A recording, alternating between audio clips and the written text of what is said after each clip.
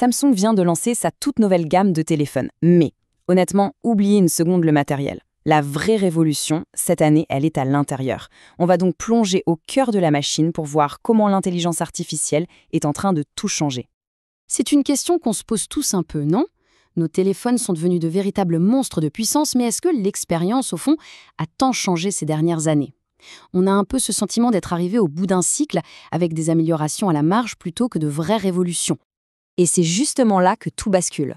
On ne parle plus seulement de la puissance brute, des chevaux sous le capot, mais d'avoir un vrai copilote dans la poche. L'important, ce n'est plus seulement la vitesse, mais la pertinence de chaque action. Alors, face à ce défi, quelle est la réponse de Samsung? Eh bien, elle tient en 2 mots, Galaxy AI. Et il faut faire très attention au mot qui est utilisé ici, partenaire. Samsung ne nous parle pas juste d'une liste de fonctionnalités. Non, l'idée, c'est d'intégrer l'IA si profondément dans le téléphone qu'elle devienne une sorte d'extension de nous-mêmes, capable d'anticiper nos besoins et de s'adapter à notre vie. Bon, alors, concrètement, qu'est-ce que ça change pour nous au quotidien? Galaxy AI s'attaque en fait à 4 piliers de notre vie mobile, et on va voir ça point par point. On commence par ce qui est au cœur de tout, la communication. Comment est-ce que l'IA peut rendre nos échanges plus simples, plus fluides et finalement plus humains? Qui n'a jamais connu ce petit moment de solitude en voyage ou au téléphone en essayant de se faire comprendre dans une autre langue? Cette fameuse barrière de la langue, c'est un mur que la technologie essaie de faire tomber depuis des années. Eh bien, voici la solution, et elle est assez bluffante. C'est intégré directement dans l'application téléphone.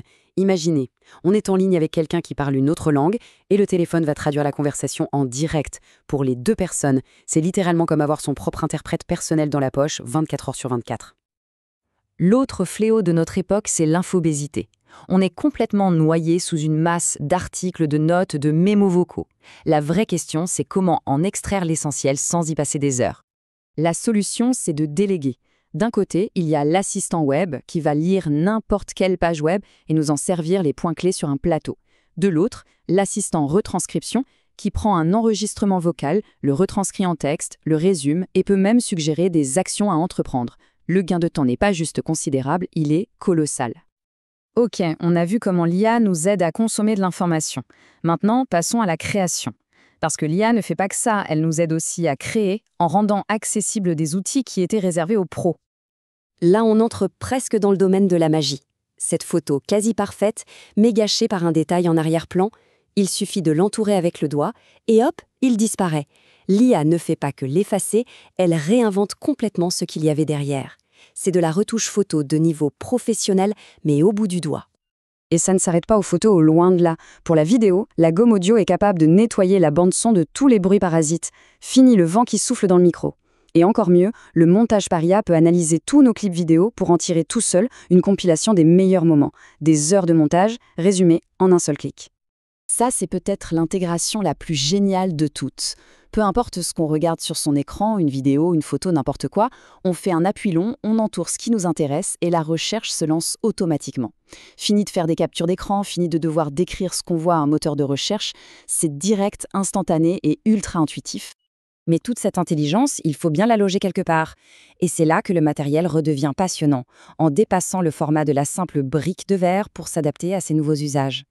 Ici, Samsung propose 2 approches, 2 philosophies très distinctes. D'un côté, le Fold 7, c'est la productivité à son maximum. Il s'ouvre comme un livre pour offrir un écran géant, parfait pour les multitâches. De l'autre, le Flip 7, c'est le style et la portabilité. Il se plie comme un poudrier pour se glisser dans n'importe quelle poche. Ce sont vraiment 2 visions pour 2 types d'usages différents. Et cette différence de philosophie, elle saute aux yeux quand on regarde les caractéristiques techniques. Le Fold 7, c'est une bête de course sans aucun compromis. Écran géant de 8 pouces, un capteur photo de 200 mégapixels, c'est une vraie vitrine technologique. Le Flip 7, lui, est plus raisonnable, plus équilibré, mais surtout, et on le voit bien sur la dernière ligne, il est beaucoup plus accessible. 900 €. C'est l'écart de prix entre les deux. Pour 900 €, on peut presque acheter un autre téléphone haut de gamme. Ça montre bien qu'on n'est pas face à 2 versions du même produit, mais à 2 visions totalement différentes de ce que doit être le futur du mobile. Mais voilà, cette nouvelle ère de l'intelligence embarquée, ça soulève de nouvelles questions, et pas des moindres. Combien ça va coûter, et surtout, qu'est-ce qu'on fait de nos données? Donc, pour résumer tout ça, On passe d'un simple outil à un véritable assistant. Les fonctions d'IA sont conçues pour résoudre des problèmes très concrets du quotidien, le tout dans des formats de téléphone innovants. La promesse est belle, c'est certain, mais elle a peut-être un prix caché. Et voilà la petite phrase, celle qui est un peu cachée dans les conditions d'utilisation et qui change tout. Gratuite jusqu'à la fin de 2025. Qu'est-ce que ça veut dire ? Eh bien, ça suggère très, très fortement que ces services pourraient devenir payants par la suite. Samsung ne vendrait plus seulement un téléphone, mais aussi un abonnement à son intelligence. Bien sûr, qui dit IA dit données personnelles. Et sur ce point, Samsung essaie de rassurer en laissant le choix. Le traitement des données peut se faire soit localement, sur le téléphone, soit sur le cloud.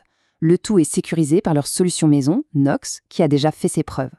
L'enjeu est de taille, il faut prouver qu'on peut avoir une IA puissante sans pour autant sacrifier la confidentialité. Et c'est la question qui reste en suspens. Si la vraie valeur d'un téléphone réside désormais dans son intelligence, dans son logiciel, est-ce qu'on est prêt à payer un abonnement mensuel pour y avoir accès ? On achèterait le matériel et ensuite on louerait son cerveau. C'est peut-être ça le véritable tournant pour toute l'industrie.